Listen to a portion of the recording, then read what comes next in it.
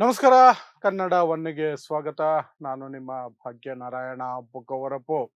ಒಂದು ತಿಂಗಳ ಹಿಂದೆ G7 ಸಮ್ಮಿಟ್ನಲ್ಲಿ ನರೇಂದ್ರ ಮೋದಿ ಮತ್ತು ಟ್ರಂಪ್ ಭೇಟಿ ಮಾಡಿದಾಗ ಈ ಎಂಜಲು ಮಾಧ್ಯಮಗಳು, ಗೋಧಿ ಮಾಧ್ಯಮಗಳು ಎಲ್ಲಿಲ್ಲದ ಬಿಲ್ಡಪ್ ಕೊಟ್ಟಿದ್ವು. ಒಬ್ಬೊಬ್ಬೊಬ್ಬೊಬ್ಬ ನರೇಂದ್ರ ಮೋದಿಗೆ ಟ್ರಂಪ್ ಕೊಡ್ತಾ ಇರೋ ಮರ್ಯಾದೆ ನೋಡಿ, ಟ್ರಂಪ್ ಕೊಡ್ತಿರುವಂತಹ ಬಿಲ್ಡಪ್ ನೋಡಿ, ಹೊಗಳಿಕೆ ನೋಡಿ ಅಂತೆಲ್ಲ ಕತೆ ಕಟ್ಟಿದ್ರು.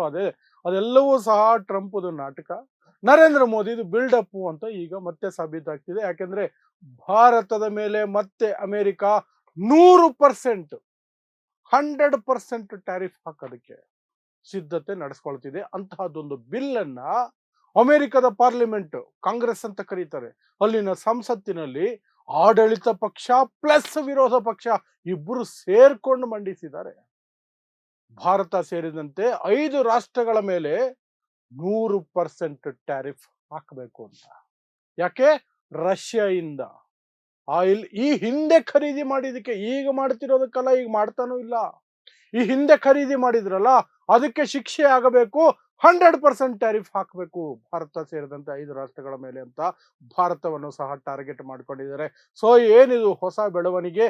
ಮತ್ತೆ 100% ಕತೆ ಆರಂಭ ಆದರೆ ಭಾರತದ ಆರ್ಥಿಕತೆ ಎಲ್ಲೆಲ್ಲಿ ಹೋಗಬಹುದು, ಏನೇನಾಗಬಹುದು ವಿವರಿಸುವಂತಹ ಪ್ರಯತ್ನವನ್ನು ಮಾಡ್ತೀನಿ. ಸೊ ಈ ಹಿಂದೆ, 1 ವರ್ಷದ ಹಿಂದೆ ಡೊನಾಲ್ಡ್ ಟ್ರಂಪ್ದು ದೊಡ್ಡ ನಾಟಕ ನಡೆದಿತ್ತು. ಭಾರತದ ಮೇಲೆ 50% ಟ್ಯಾರಿಫ್, 100% ಟ್ಯಾರಿಫ್, ಆಮೇಲೆ 25 ಇಳಿಸಿ ಏನೇನೋ ಕತೆ ಕಟ್ಟಿ ಅದು ಕೊನೆಗೇನೋ ಒಂದು 18-19% ತಂದು ನಿಲ್ಸ್ಕೊಂಡಿದ್ದಾರೆ. ಅದನ್ನ ದೊಡ್ಡ ಸಾಧನೆ ಅಂತ ನರೇಂದ್ರ ಮೋದಿ ಸರ್ಕಾರ ಮತ್ತು ನರೇಂದ್ರ ಮೋದಿಯ ಬೂಟು ನೆಕ್ಕುವ ಗೋಧಿ ಎಂಜಲು ಮಾಧ್ಯಮಗಳು ಬಿಲ್ಡಪ್ ಕೊಟ್ಕೊಂಡು ಓಡಾಡ್ತಿದ್ದಾವೆ. ಈ ಹಿಂದೆ 3% ಇತ್ತು ಭಾರತದ ಮೇಲೆ ಟ್ಯಾರಿಫ್ ಅಮೆರಿಕದು. ಅದು 25% ವರೆಗೂ ಹೋಗಿದ್ರು ಸಹ ಈ ಗೋಧಿ ಮಾಧ್ಯಮ, ಎಂಜಲು ಮಾಧ್ಯಮಗಳಿಗೆ ಮಾಸ್ಟರ್ ಸ್ಟ್ರೋಕ್ ಅಂತೆ. ಮತ್ತೆ ನರೇಂದ್ರ ಮೋದಿ ಅದಕ್ಕೆ ಇಡೀ ದೇಶದಲ್ಲಿ ಸಂಭ್ರಮಾಚರಣೆ ಮಾಡಿಕೊಳ್ಳುವ ರೀತಿಯಲ್ಲಿ ಒಂದು ಸಂಭ್ರಮಾಚರಣೆಯನ್ನು ಮಾಡುತ್ತೆ. ಅದು ನಾನ್ಸೆನ್ಸ್ ಅಂತ ಎಲ್ರಿಗೂ ಗೊತ್ತಿದೆ. ಬಟ್ ಅಂಧಭಕ್ತಿಯಲ್ಲಿ ಮುಳುಗಿರೋರು, ಧರ್ಮದ್ವೇಷದಲ್ಲಿ ಮುಳುಗಿರೋರು, ಧರ್ಮದ್ವೇಷದ ಕಾರಣಕ್ಕೆ ಮೋದಿಯನ್ನ ಇಷ್ಟಪಡುವವರು, ಅವರಿಗೆ ಖುಷಿ, ಏನಾದ್ರೂ ಖುಷಿನೇ. ದೇಶ ಎಕ್ಕುಟ್ಟೋದ್ರು ಖುಷಿನೇ. ಅವ್ರಿಗೇನು ಬೇಕು? ಅಬ್ದುಲ್ಲಾನ ಟೈಟ್ ಮಾಡಬೇಕು, ಮುಸ್ಲಿಮರನ್ನ ಟೈಟ್ ಮಾಡಬೇಕು, ಅಷ್ಟೇ, ಇನ್ನೇನು ಬೇಡ. ಎಲ್ಲ ನಾಶ ಆಗೋಗ್ಲಿ ಭಾರತ, ಏನು ಪರವಾಗಿಲ್ಲ ಅವ್ರಿಗೇನು ಪರವಾಗಿಲ್ಲ. ಸೊ ಆ ರೀತಿ ಇತ್ತು. ಸೊ ಅದಾದ ನಂತರ ಟ್ರಂಪ್ ಪದೇ ಪದೇ ಆಪರೇಷನ್ ಸಿಂಧೂರ್ ವಿಚಾರದಲ್ಲಿ ನಾನೇ ಯುದ್ಧ ನಿಲ್ಸಿದ್ದು ಅಂತ ಹೇಳಿ ನರೇಂದ್ರ ಮೋದಿ ಮಾನವನ್ನ ಸಾಕಷ್ಟು ಬಾರಿ ತೆಗೆದು ನರೇಂದ್ರ ಮೋದಿಗೆ ಸರೆಂಡರ್ ಅಂತ ಒಂದು ಬಿರುದನ್ನ ತಂದು ಕೊಡುವಂತಹ ಒಂದು ಕೆಲಸ ಆಯಿತು. ಆಗಿನಿಂದ ಟ್ಯಾರಿಫ್ ವಿಚಾರ, ಆಪರೇಷನ್ ಸಿಂಧೂರದ ವಿಚಾರದ ಕಾರಣಕ್ಕೆ ಡೊನಾಲ್ಡ್ ಟ್ರಂಪ್ ಮತ್ತೆ ನರೇಂದ್ರ ಮೋದಿ ಹೆಚ್ಚಿಗೆ ಭೇಟಿ ಮಾಡಿರಲಿಲ್ಲ.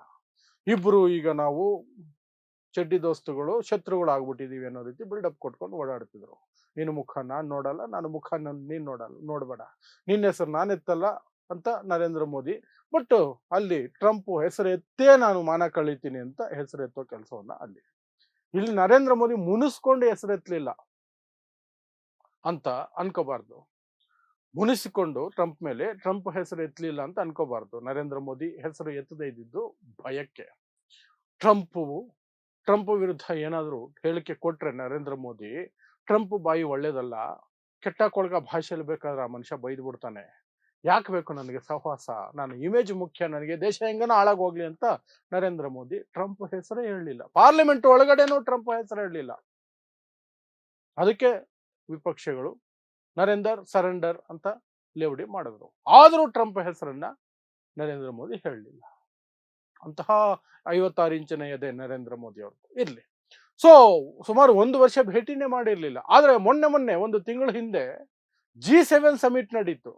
ಆ ಸಂದರ್ಭದಲ್ಲಿ ನರೇಂದ್ರ ಮೋದಿ ಮತ್ತು ಟ್ರಂಪ್ ಭೇಟಿ ಮಾಡಲೇಬೇಕಾಯ್ತು, ಮಾಡಿದ್ರು.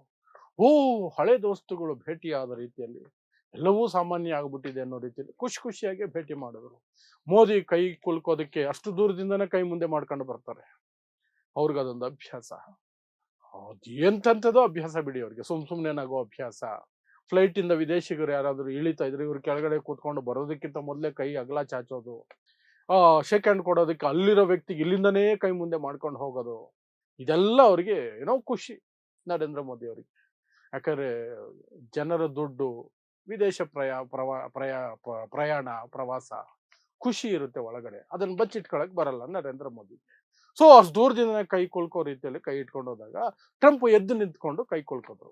ಅದು ನ್ಯಾಚುರಲ್, ಅದು ಸ್ವಾಭಾವಿಕ. ಯಾರೋ ಒಬ್ಬರು ವ್ಯಕ್ತಿ ನಿಮ್ಮ ಹತ್ರ ಬಂದು ಶೇಕ್ ಹ್ಯಾಂಡ್ ಕೊಡಕ್ ಬಂದಾಗ ನೀವು ಎದ್ದು ನಿಂತ್ಕೊಂಡು ಶೇಕ್ ಹ್ಯಾಂಡ್ ಕೊಡ್ತೀರಾ. ಬಟ್ ಗೋಧಿ ಮಾಧ್ಯಮಗಳು, ಎಂಜಲು ಮಾಧ್ಯಮಗಳು ನೋಡ್ರಿ, ಟ್ರಂಪ್ಗೆ ಎಷ್ಟು ಭಯಾನ ಮೋದಿನ ಕಂಡ್ರೆ. ಮೋದಿ ಬಂದ ತಕ್ಷಣನೇ ಟ್ರಂಪ್ ಎದ್ದು ನಿಂತ್ಕೊಂಡು ಶೇಕ್ ಹ್ಯಾಂಡ್ ಕೊಟ್ಟಿದ್ದು ಅಂತ ಇವರಿಲ್ಲಿ ತಮ್ಮ ಬೂಟ್ ನೆಕ್ಕೋ ಕೆಲಸವನ್ನ ಚೆನ್ನಾಗಿ ಮಾಡಿದ್ರು. ಆ ನಂತರ ನರೇಂದ್ರ ಮೋದಿ ಅಲ್ಲಿ ಕೂತ್ಕೊಂಡು ಚೀಟಿ ಹಿಡ್ಕೊಂಡು ಒಂದಷ್ಟು ಏನೋ ಮಾತಾಡಿದ್ರು. ಆ ಮಾತುಗಳ ನಡುವೆ ಇವ್ರ ಎಕ್ಸಲೆನ್ಸಿ ಅಂತ ಏನೋ ಗುಲಾಮರ ಕಾಲದ ಡೈಲಾಗುಗಳನ್ನ ಹೊಡ್ಕೊಂಡಿದ್ರು. ಅದರ ನಡುವೆ ಡೊನಾಲ್ಡ್ ಟ್ರಂಪ್ ನರೇಂದ್ರ ಮೋದಿ ನೋಡೋದಕ್ಕೆ ಸೌಮ್ಯ, ಬಟ್ ಕಿಲ್ಲರ್ ಮನುಷ್ಯ ಅಂತೆಲ್ಲ ಹೇಳಿದ್ರು. ಅದಕ್ಕೆ ನರೇಂದ್ರ ಮೋದಿ ಪಕ ಪಕ ಪಕ ಪಕ ಅಂತ ನಕ್ಬಿಟ್ರು. ಅದನ್ನು ಸಹ ಈ ಮಾಧ್ಯಮಗಳು ನೋಡ್ರಿ, ಅವ್ರ ದೋಸ್ತಿ, ದೋಸ್ತಿ ಅಂದ್ರೆ ಇದು ಫ್ರೆಂಡ್ಶಿಪ್ ಅಂತೆಲ್ಲ ಡೈಲಾಗ್ ಬಿಟ್ಟಿದ್ರು. ಇದು ವಿಶ್ವಗುರು ಪವರ್ ಅಂತೆಲ್ಲ ಕಥೆ ಕಟ್ಟಿದ್ರು. ಆದ್ರೆ ಅದೆಲ್ಲವೂ ಸಹ ಕಟ್ಟುಕತೆ ಅನ್ನೋದು ಈಗ ಹೊರಗಡೆ ಬರ್ತಾ ಇದೆ. ಯಾಕೆಂದ್ರೆ ಭಾರತದ ಮೇಲೆ ಮತ್ತೆ ಅಮೆರಿಕ 100% ಟ್ಯಾರಿಫ್ ಹಾಕೋದಕ್ಕೆ ಸಿದ್ಧತೆಗಳು ನಡೀತಾ ಇದೆ. ಅಂತಹದೊಂದು ಬಿಲ್ಲನ್ನ ಕೇವಲ ಟ್ರಂಪ್ ಪಕ್ಷ ಮಾತ್ರ ಅಲ್ಲ, ವಿಪಕ್ಷಗಳು ಸೇರಿ ಮಂಡಿಸಿದ್ದಾರೆ ಅಲ್ಲಿನ ಸಂಸತ್ತು ಕಾಂಗ್ರೆಸ್ಸಿನಲ್ಲಿ. ವಿಪಕ್ಷಗಳು ಸೇರಿ, ರಿಪಬ್ಲಿಕನ್ ಪಾರ್ಟಿ, ಟ್ರಂಪ್ದು ಡೆಮೊಕ್ರೆಟಿಕ್ ಪಾರ್ಟಿ ಇದೆಯಲ್ಲ, ಅವರು ಸಹ ಅದಕ್ಕೆ ಸಪೋರ್ಟ್ ಮಾಡಿ ಒಟ್ಟಿಗೆ ಜಂಟಿಯಾಗಿ ಆ ಬಿಲ್ಲನ್ನು ಮಂಡಿಸಿದ್ದಾರೆ. ಸೊ ಅಲ್ಲಿ ಆ ಬಿಲ್ ಬಿದ್ದೋಗೋ ಚಾನ್ಸೇ ಇಲ್ಲ. ಫುಲ್ ನಂಬರ್ಸ್ ಇದೆ, ವಿಪಕ್ಷನೂ ಸಪೋರ್ಟ್ ಮಾಡ್ತಿದೆ. ಹಾಗೇನಾದ್ರೂ ಇವರು ಈ ಗೋಧಿ ಮಾಧ್ಯಮ, ಎಂಜಲು ಮಾಧ್ಯಮಗಳು ಮಾತಾಡೋ ರೀತಿಯಲ್ಲಿ ನರೇಂದ್ರ ಮೋದಿ ಅಂದ್ರೆ ಟ್ರಂಪ್ಗೆ ಭಯ, ಭಕ್ತಿ, ಪ್ರೀತಿ ಎಲ್ಲ ಒಟ್ಟೊಟ್ಟಿಗೆ ಇದೆ ಅನ್ನೋದಾದ್ರೆ ಟ್ರಂಪ್ ಯಾಕೆ ಇದಕ್ಕೆ ಅವಕಾಶ ಮಾಡಿಕೊಟ್ರು ಅಲ್ವಾ? ಅದೆಲ್ಲ ಮಾತಾಡಿದ್ರೆ ದೇಶದ್ರೋಹಿಗಳಾಗ್ಬಿಡ್ತೀವಿ, ಧರ್ಮದ್ರೋಹಿಗಳು ಆಗ್ಬಿಡ್ತೀವಿ. ಏನಕ್ಕೂ ಸಂಬಂಧನೇ ಇಲ್ದಿರೋದಕ್ಕೆಲ್ಲ ಧರ್ಮದ್ರೋಹಿಗಳು. ಮೋದಿನ ವಿರೋಧಿಸಿದ್ರೆ ಹಿಂದೂ ವಿರೋಧಿ, ಮೋದಿ ನೀತಿಯನ್ನು ವಿರೋಧಿಸಿದ್ರೆ ಹಿಂದೂ ವಿರೋಧಿ, ಮೋದಿ ಮಾಡುವ ಅಯೋಗ್ಯತನಗಳನ್ನ ಪ್ರಶ್ನೆ ಮಾಡಿದ್ರೆ ಹಿಂದೂ ವಿರೋಧಿ.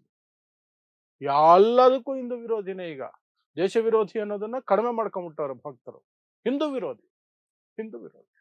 ಸೊ ಆ ಗೋಧಿ ಮಾಧ್ಯಮಗಳು ಅದನ್ನ ಈಗ ಎಲ್ಲೂ ಸುದ್ದಿ ಮಾಡ್ತಾ ಇಲ್ಲ.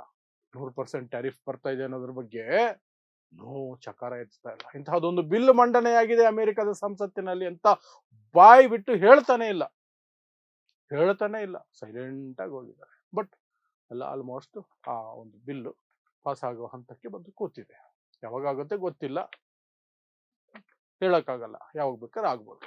ಆದ್ರೆ ಭಾರತದ ಮೇಲೆ ಮಾತ್ರ ಅಲ್ಲ, 5 ದೇಶಗಳ ಮೇಲೆ ಅದು ಹಾಕ್ತಾ ಇರೋದು. ಯಾವ್ಯಾವ್ದು 5 ದೇಶ ಅಂದ್ರೆ ಭಾರತ ಒಂದು, ಅಜರ್ಬೈಜಾನ್ ಒಂದು, ಹಂಗರಿ ಒಂದು, ಸ್ಲೋವಾಕಿಯಾ ಇನ್ನೊಂದು, ಕೊನೆಯದಾಗಿ ಚೈನಾ. 5 ದೇಶಗಳ ಮೇಲೆ ಹಾಕ್ತಿದ್ದಾರೆ. ಅವ್ರು ಕೊಡ್ತಿರುವಂತಹ ಕಾರಣ, ರಷ್ಯಾ ಇಂದ ನೀವು ಆಯಿಲ್ ಪರ್ಚೇಸ್ ಮಾಡಿದ್ರಲ್ಲ ಅದಕ್ಕೆ ಶಿಕ್ಷೆ ಇದು ಅಂತ. ಅಂದ್ರೆ ಈಗ ನಿಲ್ಲಿಸ್ಬಿಟ್ಟಿದ್ದಾರೆ. ಅಮೆರಿಕ ಹೇಳಿದ ಮೇಲೆ ನರೇಂದ್ರ ಮೋದಿ ಅವರು ಸರೆಂಡರ್ ಆಗಿ ಅಲ್ಲಿ ನಿಲ್ಲಿಸಿದ್ದಾರೆ. ರಷ್ಯಾದಿಂದ ತೈಲ ಖರೀದಿ ಮಾಡ್ತಿಲ್ಲ, ಎಷ್ಟು ಕಡಿಮೆ ಕೊಟ್ಟರು ನಮ್ಗೆ ತಗೊಳಕ್ಕಾಗಲ್ಲ, ನಮ್ಗೆ ಟ್ರಂಪ್ ಬೈತಾರೆ ಅಂತ ನರೇಂದ್ರ ಮೋದಿ ಅವರು ಕಟ್ಟುನಿಟ್ಟಾಗಿ ಪುತಿನ್ಗೆ ಹೇಳ್ಕೊಂಡ್ಬಿಟ್ಟಿದ್ದಾರೆ. ಪಾಪ ನಮ್ ಕಷ್ಟ ಹೇಳ್ಕೊಂಡಿದ್ದಾರೆ.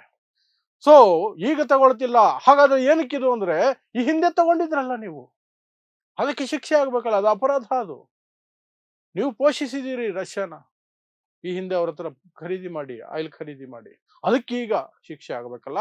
ಆ ಕಾರಣಕ್ಕೆ ಈಗ 100% ಟ್ಯಾರಿಫ್ ಆ ಹಳೆ ಲೆಕ್ಕಕ್ಕೆ ಹಾಕ್ತೀವಿ. ಫ್ಯಾಂಟಾಸ್ಟಿಕ್.